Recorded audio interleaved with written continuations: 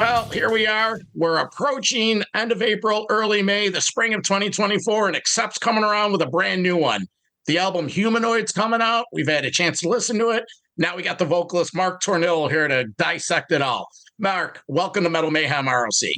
Hey, thanks for having me, guys. I'd like to introduce you to my co-host. Goes by the name Metal Walt, and he's down in New Jersey, your neck of the woods. Uh-huh. What's up, Mark? So you and I have something in common with you. Before the pandemic, we were working out at the same gym together. I was at the Retro Fitness in Raritan. No kidding. I remember walking in you one day, and I was like, is that Mark over there? And I remember we shook hands real quick, and then the pandemic came, and then they closed the offices, and that's history. But we definitely got our Jersey connections there. This is true. So I'm curious, Mark. I know, there was always like the stories when you first started Accept, back in Accept, that you were a union electrician. Are you still doing that career? And how do you juggle an electrician technical trade with being in a band? How does that work? Well, I juggled it for a lot of years. I actually did finally retire in 2003. I'm in 2023 last year, but yeah, it was rough for a while. But you know what? I was of the mindset that I wasn't going to quit my day job a second time. Didn't work out so well the first time. So, and I had a lot of years invested in it, and I wanted my benefits and my pension. So whenever I was home, I would go to work. You could do it if you're not working for, we call them shop rockets. If you're not a shop rocket, if you're haul trash like me, you could do it because you just signed a book and go out to work when you wanted to. Got it. Well, congratulations on retiring on that part of your career. And hopefully this gives you 100% to work on the cooler part of your career. Yes. So, hey, Mark, this is now your 6th studio album fronting the band. And John and I were talking about it. It's pretty big accomplishment in this kind of modern day of metal, because it's only been, about 15 years to put 6 studio albums out, tour the globe all over, and, keep doing it and doing it again. But you guys have such an amazing fan base out of the States. And of course, being in the tri-state area and John being up in, New York, we feel like there's a local connection. But the truth of it is the problem. The bigger connection is outside the country. So, even the website, amazing on the website where you have these fan pages and all the photos of the meet and greets with the bands, and even this collector's page. So one of the first songs on the new album I think of when I think of your global fan base is the song Unbreakable, right? Because it's about that connection between the band and the fans, and you guys going around the globe. So just talk a little bit about your fan base. Our fans are incredible. I mean, it boggles my mind constantly how many people out there are loyal Accept fans. We're going to go see our Latin American friends in about 2 weeks, and that fan base down there is just insane. They're probably the most rabid people on the planet for metal. I mean, watch AC/DC live at River Plate. You'll see it. Yeah. They're fanatics for metal. So I'm looking forward to doing that. We're going to be in Europe all summer at the festivals, and those fans are just insane as well, man. I mean, I'm really, really blessed to have such a great, big and wonderful fan base. And that song is, it's an anthem. Wound up rewriting that a couple of times, but it came out the way we wanted it. So I think it kind of reminds me of Pandemic, the same kind of feel and the same kind of, we're talking about the fans. I mean, Pandemic was the same way. It's in your blood, it's, you're, metal, you don't have metal. Metal's got you. Oh, yeah. We always discuss that, 2 guys walking on the street, you see someone with a Motorhead shirt and, you just give a nod and you're instantly, bonded by that. Yep. So let's talk about the new one. You and Wolf writing it. Does any of this stuff carry over from Too Mean to Die, or is it all fresh, or is it a combination of the both?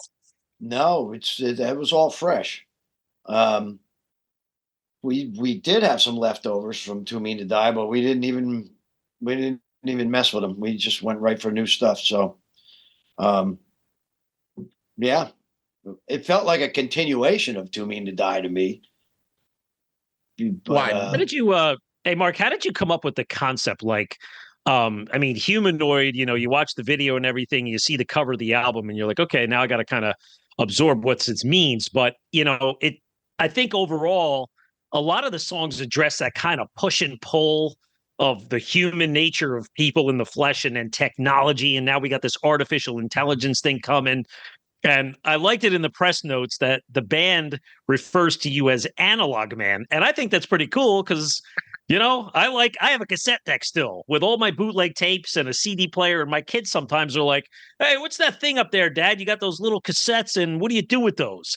yeah, I mean, I've said it. I've said it many times. I'd take my cell phone, throw it in the river, and go back to the '70s and stay there. You know, Yeah.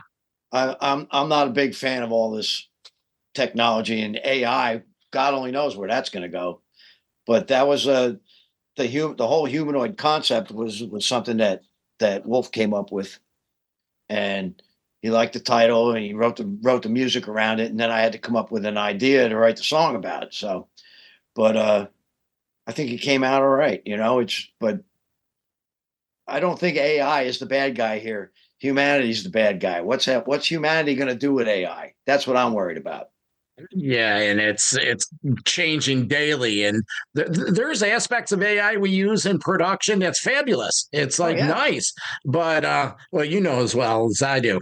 Well, moving into this album, maybe this is a nice segue. The song "Ravages of Time." It's a nice complimentary to "Nobody Gets Out Alive."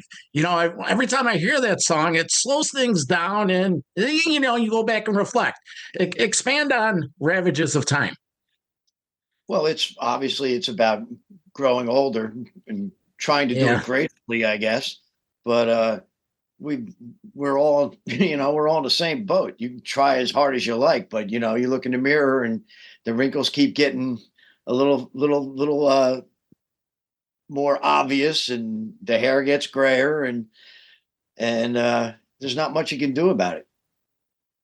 Now you can, and as a 56-year-old white guy, I have kids in the 20s, early 30s, and we run into some of my old friends, and they'll be like, "Dad, how come that guy's the same age as you and he looks like he's 15 years older?" I'm like, well, probably because, I got off the crazy train back 20 years ago, and, There you go. he has a lifetime pass on there. So, but yeah, Ravages of Time. That's a great song. Appreciate it. You like it. I'm looking forward Mark, to doing I think that the one song, live. I think it's going to be cool. that's going to be cool. I call that one like it's like I don't know how it's just a good complimentary track. But the song before it, "Nobody Gets Out Alive," that's a cool one too. And I think it's about that theme of appreciating life and do what you need to do every day because you never know when your time's coming. I like the line in the song, or maybe it's the other song where it says, "Go out for that car ride, go out for that drive," like almost like just do it, don't second guess it. Yep. But that one's cool because it's very catchy. Could see that one on WDHA, hook, man. I like that song. Gotta call Terry Carr and have her up there play that on DHA. Yeah, please do. That's one of the ones I had just written the lyrics for and sent it to Wolf, and he wrote the song. So you guys are doing this writing, it's all remote post-pandemic. That's the way you're doing it because of people living everywhere. It's so much easier than, having to, I mean, we'll record in the same room and sometimes we write together, but, it's just so much more convenient to have, this way you can write all the time, So you do subscribe to some kind of current stuff versus the old school, something like that you'll embrace. Yeah. Email helps, That's cool. That's cool because I know we're all from the old school, and it's just pick your spot. What about the song "Frankenstein"? That's sort of like a fun song. I think it's the third or fourth song on the album. Where does sequencing come into play on the Humanoid album? And talk about the Frankenstein song. Sequencing, you mean as far as the Yeah, the rotation sequencing of the tracks? order of the songs. It's like, Yeah, that's usually Andy's job.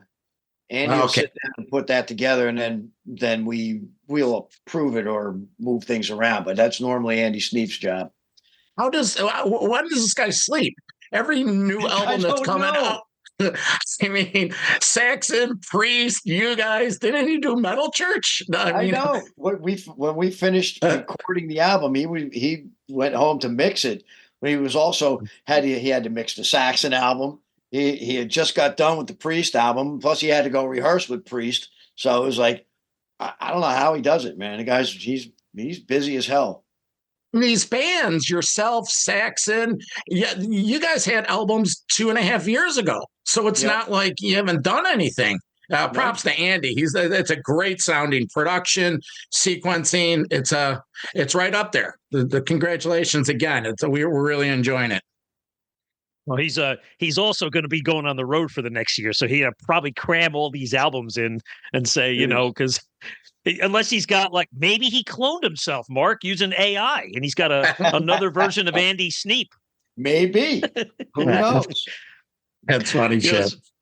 It's funny, there was a recent interview on Blabbermouth at Wolf Comment. Somebody asked him, do you ever get tempted to write lyrics using AI? And I could see that's where that temptation comes in, but you got to hold your ground, because if you're taking the easy way out, and I've seen this recently in my personal life where I've had some young, let's say millennial age kids in my group of family where they're like, hey, well, you know what? Just why are you writing it out this old way? You need to just put it through ChatGPT. It'll do the work for you. And I'm like, I'm not uncomfortable with that. It's not good. It's not me. It's not my words, my thoughts. Exactly. I mean, it frightens me. And it'll write music for you too now. So I mean, pretty soon we'll be obsolete. What the hell you need us for? Well, but then you have the humanoid computer stuff live for them. Then they'll have robots going out and putting on the shows. I don't know. I don't know where it's going. That's what I'm saying. Mark, that's the humanoid concept, right? And I mean, you look at the video. You guys are playing live. Then maybe 3/4 through the video, you start becoming robots. You put these cool blue neon glasses on. So talk about that track in the video. That looked like a fun one to do. The video was a lot of fun to do. That's the same. We shot that in Poland. We actually shot that and the Reckoning at the same time, not the same day, but on the same trip. That's the same company that did the Undertaker video on Too Mean to Die. Yep. Really, really talented people.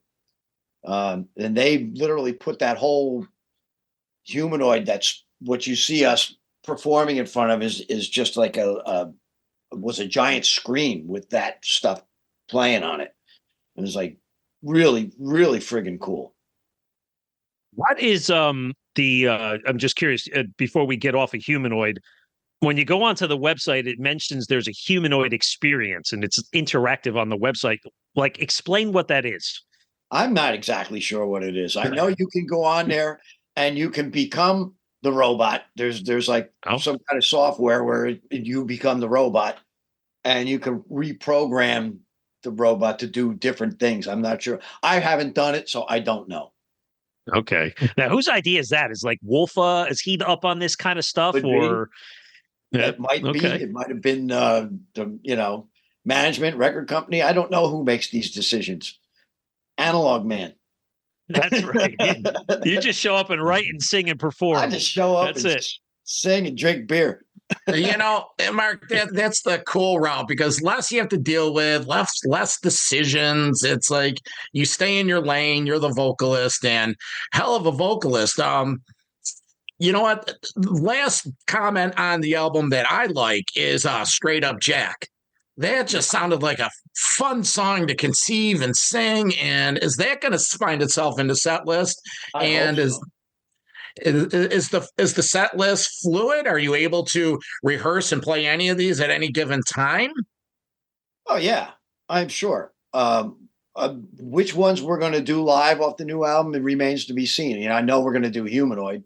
We've already done that. We did it on the Monsters of Rock cruise. Mm-hmm. The Reckoning we'll definitely be doing. As far as what other ones, we remains to be seen. I'm going down. I'm leaving for Nashville next Wednesday to rehearse. So we shall see. You know, it was stated I'm up here in Rochester, New York, and I had a chance to see you with your old band TT Quick back in '86 at Art Stock's Playpen North up here. And it was Medal of Honor tour. You were James Rivera and Hellstar, and it was like, you know, approaching 40 years on that. But I know, tell me about it. But this past November, unfortunately, the band got back together because of the passing of the original drummer, Erik Ferro. Right. Quickly just talk about that. How cool was it getting back with your brothers? Again, unfortunately, it was with, you know, your buddy that died, but was it like putting on an old glove? It was just like, this is fun to revisit for a weekend, because I think it was at Thanksgiving time. Expand on the TT Quick reunion and some of the fun things with the band. Yeah, it was right before Thanksgiving. Actually, it was about a couple of weeks before Thanksgiving we did it. It was great. It was a wonderful night. I mean, I wanted it to be sort of a memorial, more of a memorial than a concert, you know? So we tried to keep it down to a dull roar. Everybody was like, oh, you should do it here, you should do it there. And they make this big thing. I was like, I don't want it to be this big thing. I want it to be intimate. So we wound up doing it at an Elks Club that held about 300 people, and put the tickets up online. They were gone overnight. And it was just a really wonderful night. And it was like going to a wake with a rock show. I mean, poor guy really didn't have a funeral, so we gave him one. That's awesome. Before Walt takes over and gets into some of the Jersey memories, when I started asking the question, what do you recall about Rochester? Because Accept hasn't been back here in a while, and it was, even though it was 40 years ago. When I mentioned the show, you had a big smile on your face. Do you recall anything with it? Well, we recorded in Rochester also. We actually started the Medal of Honor sessions in Rochester. And Music America? Yeah. Yeah. And one thing I do remember was David and I went to see the Tall Ships. The Tall Ships were at the harbor. That was it is in Rochester, right? Was it Rochester? Well, Music America's in Rochester. How about the Tall Ships? We have Lake Ontario, a beachfront area. Yeah. But there's really on Lake Ontario one. That was in 1985. The Tall Ships had come in. And he and I went down we hitchhiked actually. Went down to see the freaking Tall Ships. It was amazing. Well, you were down there. Penny Arcade was down there. Yeah. The Rock Club. Yep. And that was our beachfront. A lot of memorable shows, and we have our little niche. But I remember going to that show, seeing you guys. It was 85, 18. 80, it was 86. It was October 86. That was first year. 86. Yeah, first year. Well, thanks for the gig back then, man. It was awesome. It's fucking awesome. Well, good stuff. Hey, Mark, just touching on the new music still before we move on to some of the Jersey roots too. I had an interesting experience happen. It was 2 Saturdays ago, and I was taking my kid to hockey practice on a Saturday morning. It was before 8 o'clock in the morning, and I'm flipping to XM. And I usually go between Boneyard, Liquid Metal, and Hair Nation. And on Hair Nation, I shit you not, 7:45 in the morning, The Reckoning came on. And it just shows you that they do play newer material, but it's at weird times. And I don't know why it was played there. It wasn't Jim Florentine's show or anything, but like, in your impression, how hard is it to try to get new music heard, like in 2023, 2024? I mean, you guys put 6 albums out, right? It's extremely hard. And I don't understand what the reasoning is. I mean, Eddie Trunk talks about this all the time too. So, you'll have classic metal bands that do new material. Look at like Judas Priest. They won't play the new Priest stuff on Sirius XM. They'll play another thing coming. They won't play our new stuff. They'll play Balls. And I don't understand why. However, if you go over to Liquid Metal and there's new metal bands, they'll play all their shit. You're right. It's frustrating as someone that works in broadcasting and has a passion for this. Myself, I'll listen to it and they'll tease, hey, except with a brand new one coming out, blah, blah, blah. Oh, let's go back to, Metal Heart. It's like, you just got done teasing the new one. How about, I don't know. I guess that's a question for the upstairs at Sirius because I don't understand. It boggles my mind. I really don't understand it. So, but what do I know? Well, we're going to get Mark Striegel on the show soon, so we'll ask him.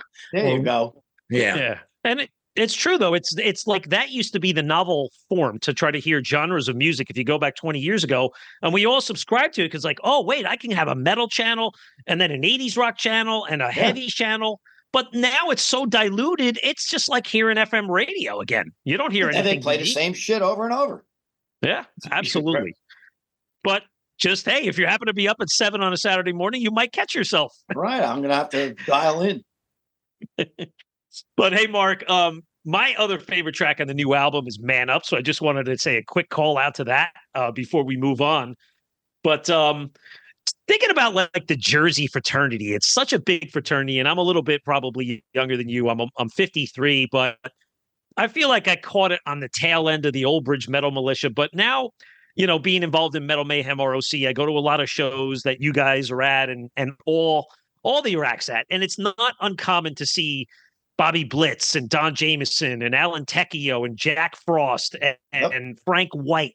These guys are all there all the time. So, like, talk about let's say the fraternity of Jersey metal to you.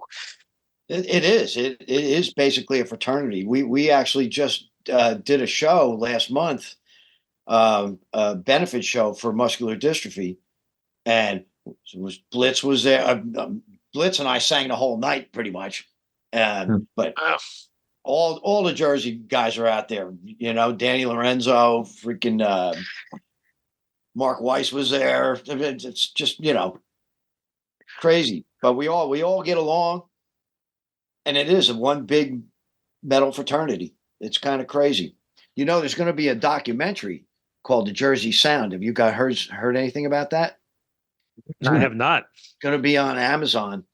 It was going to be like a 10-part documentary. I think they made it down to a movie. It was supposed to just be about the club scene, metal scene in New Jersey, but the guy deep dove and went back to the 20s all the way to present day, every genre of music, anyone who was ever from New Jersey, from Sinatra to the Misfits to you name it, all interviews. TT Quick's in it.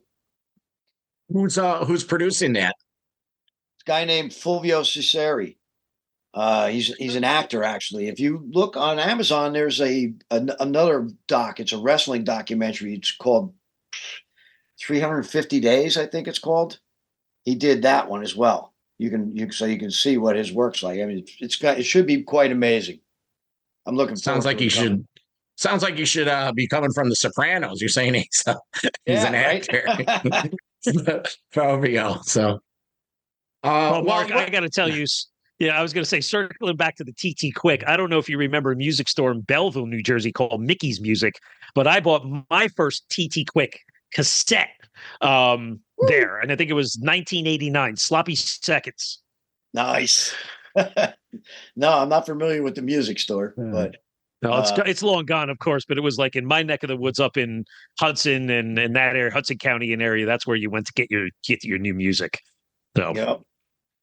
So, hey, Mark, before you guys hit the road, we wanted to comment on the band, but it looks like you're also taking out Joel Hoekstra in the touring band this time around. How did that whole thing go down? Yeah, well, Phil's got a previous engagement, we'll say. So he was not going to be available for spring and summer, and we still want to keep playing, obviously. So we decided to bring on another guitar player, and Wolf calls me up and he goes, "You know this guy, Joel Hoekstra?" I go, "Yeah." He goes, "What do you think?" I go, "I think we should get him if he's willing to do it." And he was, he literally told Wolf I'd be honored. So I was like, "Wow, holy shit!" I'm really looking forward to working with him. Guy's a monster. It's sort of fun right now. It's like rock cruise. So sort of fun right now that the rock and metal landscape sort of turned into like fantasy football, because as the bands get older, everyone's got to fill in. Our boy Jason McMaster's filled in on, Herbert Sane and you guys, and You saved my ass. yeah, and Junior's filling in for Dee over an Overkill, and it's sort of fun. It's just like, no, all right, because everyone's friends. And going back to the age, you guys, no one has time to fight. We had a chance to talk with Kirk Hammett in the fall, and Kirk was saying, listen, we're all older. We're all just friends. We all survived. We survived this. Yes. And here you are. And so that's awesome. That's something that show must go on. That's what it's like. I mean, when we play festivals, and you get to see everybody, you're hanging out. We play a lot of festivals, and we'll wind up being there with Exodus or Testament, and and it is. We're all like, damn, we got another year. This is, I could relate it to like when me and my buddies get together. It's like, dude, do you remember that or this? And you guys are the same way. How much do you, on a personal level, just recall all of the shenanigans from the last 40 years? Or it's part of your DNA. You remember. It is what it is. Amazing any of us are alive. I'll tell you that. Were you a big partier during the day, or it was just the sign? I did my share of partying. I never got too crazy, but the TT Quick, we did a lot of drinking, that's for sure. If you keep it at beers and buds, you're all right. It's once you veer off and get into the woods that cause the problem. So yes, this is true. Listen, where can people keep in touch with Accept and everything? Mark Tornillo, anything? What are the handles? Acceptworldwide.com is our main website. You can follow me on Instagram at mark.tornillo, and that'll take you anywhere you got to go. So you can also follow Accept on Instagram as well, Accept Worldwide. So the new album Humanoid, when's that dropping, Walt? The 24th? 26th. And of course that's everywhere, streaming, but get out and buy it. Better than that, pre-order it. Get some pre-orders going for the band and get out and see them on tour. But owning is better. That's right. Yeah. The hard copy, the physical copy with the booklet. And it's definitely better for the bands. This is true. Walt, any parting shots before we let Mark go? So, Mark, I have to ask the question. I mean, you guys are always busy in South America and Europe. Do we see U.S. dates at some point later in the year? I think so. I'm really not at liberty to say, but there is a window after the summer festivals before our headline tour in Europe. So there's like a 6 to 8 week window in there. And from what I understand, they're putting something together. So. Okay. Well, I hope to see you down at the Starland, because you guys always play there. I'll buy you a beer, man. So it'll be good. But best of luck with the album. Best of luck with the tour. We'll be at the gym. Or I'll see you over at the gym. Yes, exactly. So are you still working out there? Even better. Even better. So now, unfortunately, I'm up in East Hanover, and I don't work down that way anymore. So those days are over. But very, very cool. Here. No, it's not at all. Not at all. Right up 287. Exactly, right up 287. So, well, Mark, best of luck with the album. It's a killer one. Good luck with the tour. Hope to see you, meet you in person. One of these Jersey gigs, New York gigs, and we'll talk to you down the line. All right. Thanks, guys. Appreciate you having me. You're welcome. You're welcome, Mark. And listeners, remember, do us a favor, get up to the metalmayhemroc.com website, sign up for our newsletter, join our community, get info on everything we got going on here. For our guest, Mark Tornillo of Accept, Metal Walt, I'm the Vernomatic. This is Metal Mayhem ROC. Yeah. All right.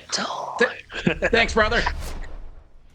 Metal for life. Thank you for listening to Metal Mayhem ROC. Check out our website at metalmayhemroc.com for information on podcasts, archives, links to all our live radio shows, and all sorts of info. Please like, follow, and share with everyone, even your non-metal friends. And always remember to keep it heavy.